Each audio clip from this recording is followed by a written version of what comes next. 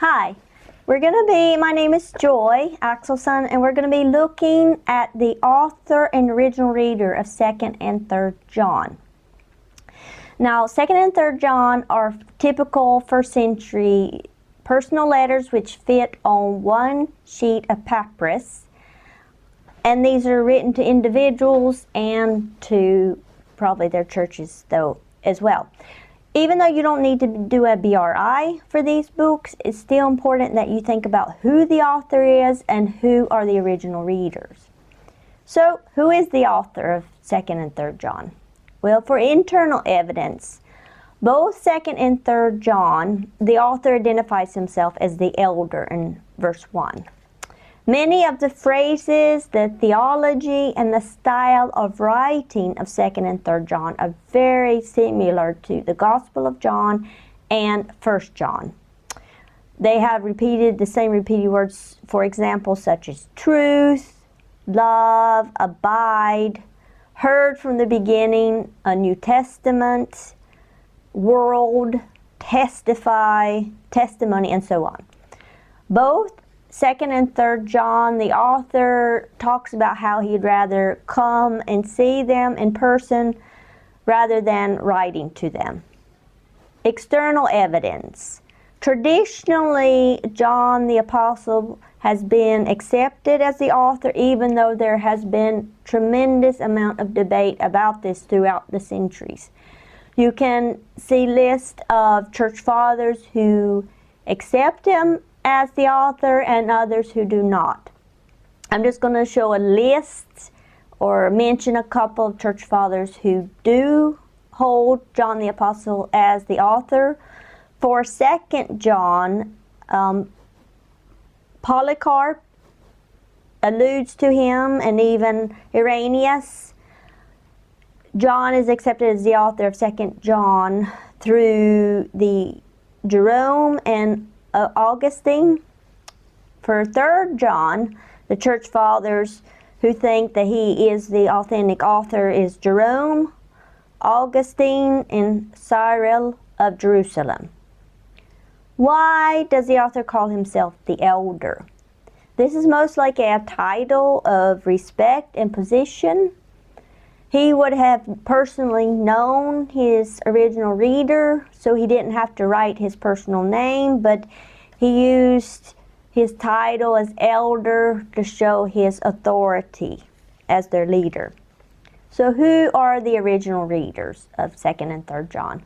If we accept that John the Apostle is the author, most likely these house churches or individuals would have been in cities close to Ephesus, where John was known to have lived towards the end of his life, and he was associated with churches in this area of Asia Minor. So most likely these letters would have been written to churches or individuals close to Ephesus in Asia Minor.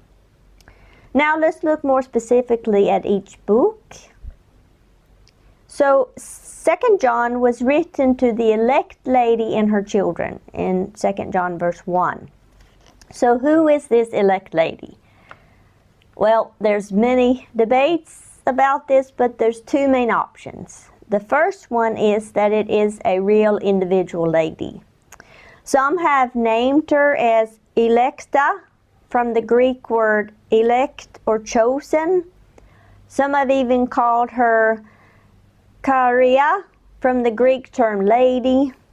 If she's a real lady, she has many children, and she also has a sister with the same name, and that's in verse 13. Pros for this view is that just as 3rd John was written to a specific person, so could 2nd John be. She is addressed as a dear lady in verse 5, and some of her children are walking in the truth, and we see that in verse 4.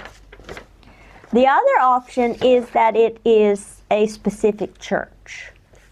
Pros for this is, number one, believers in 1 Peter 5:13 are called as she, the feminine pronoun. So it's not unusual that John would call the church the elect lady, perhaps. John, number 2, John describes the believers in 1 John as children, so why would it be any different in this letter? Instead of it being children of a specific lady, it could be children referred to believers. Thirdly, there is a consistent change from singular pronouns, I, you, to plural pronouns such as we, while in 3 John, who is written to an individual, it's mostly singular pronouns. And fourthly, the command in 2 John 6, the command to love each other, fits more a local church than an individual family.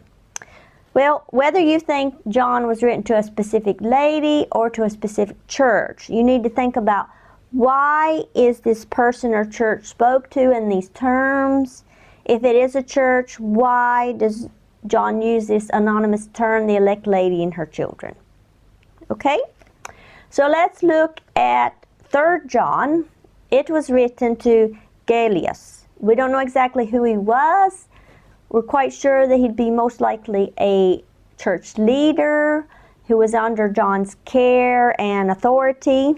There are 3 other Gaiuses mentioned in the New Testament, and you have the references on the PowerPoint. Gaius of Macedonia, Gaius of Derbe, Gaius of Corinth, but it's really impossible to know which Gaius, if he's one of these or somebody completely else.